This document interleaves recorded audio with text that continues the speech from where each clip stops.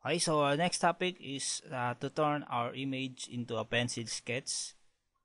So, kunwari, gagawin po natin itong picture into parang drawing po ng lapis. Okay, so first, let's duplicate the original image by dragging po yung background layer dito po sa add new layer.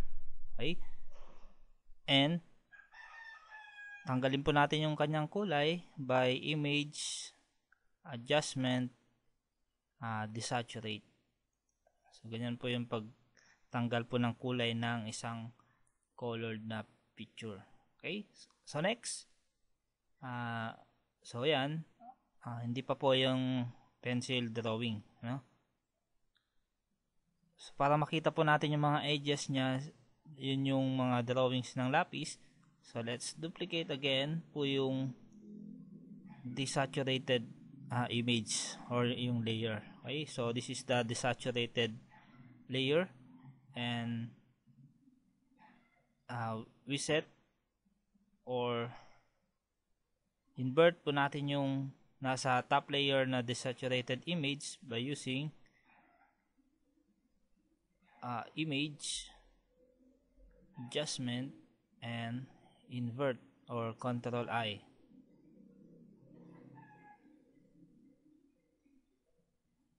Okay, so ayan po yung kanyang negative nung isa. Okay, yung background copy yung negative niya, yung background copy 2. Okay, and we will merge the two, yung positive sa yung negative, by using our blend mode color dots. Okay, we'll use the color dots. Okay, so that's basically yung mangyayari kapag pinagpatong nyo po yung dalawang magkasalungat na image, yung inverted saka yung original. So basically white po yung with yung mga maliliit na ganyan, so yung mga irregularities. Okay, so next is gusto nating makita yung mga edges lang. Okay, so we will use filter, blur, and Gaussian blur. So from this Gaussian blur, okay, so babaguhin natin yung inverted image dito by blurring it, no? The more the blur, mas nagpapakita yun po yung mga details po dun sa inverted image. Okay, so kung gumagamit po kayo ng photo to cartoons, so mas dito ho mas kontrolado nyo po yung details na pwedeng i-drawing. Okay, so yan, pwede na. Okay, so okay na po ito. So that's, so yan, nagawa na nating pencil drawing po yung So kung gusto niyo po ng more details, so just brush up using brush tool and black po yung foreground natin or yung ink ng brush natin. Okay, so let's bring down the opacity to about, let's say 6 or 10%. Okay, and we will use a soft brush of 0% hardness and diameter.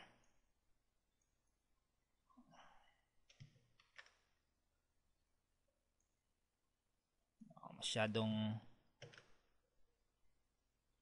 madiin, no? So opacity natin, babaan natin to about 3%.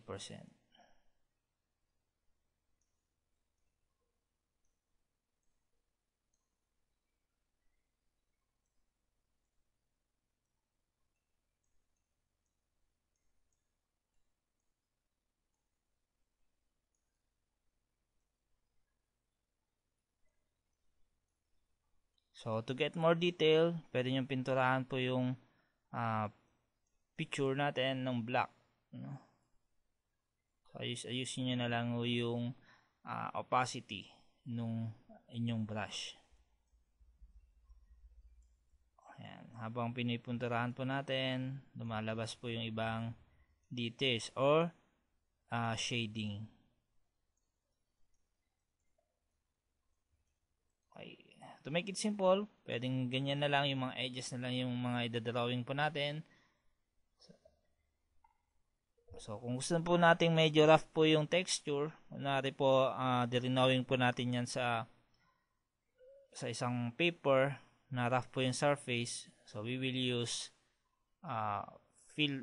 filter and lagyan natin ng texture, texturizer.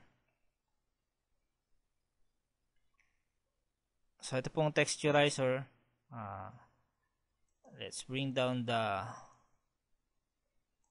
magnification to about 25%. Okay? So, yung nakaselect na layer, yan po yung ating inverted image. So, wag nyo pong titingnan na lang. Ang check po natin is yung kanyang texturizer. Okay? So, in the texture, we will use, say, sandstone or burlap or any texture you want. Okay? So, here is the sandstone texture. So, you can play with the scaling, the relief. Press OK.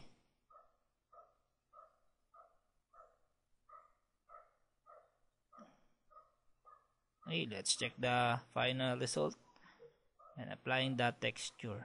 Okay, so parang dirinawing na natin sa isang textured na paper.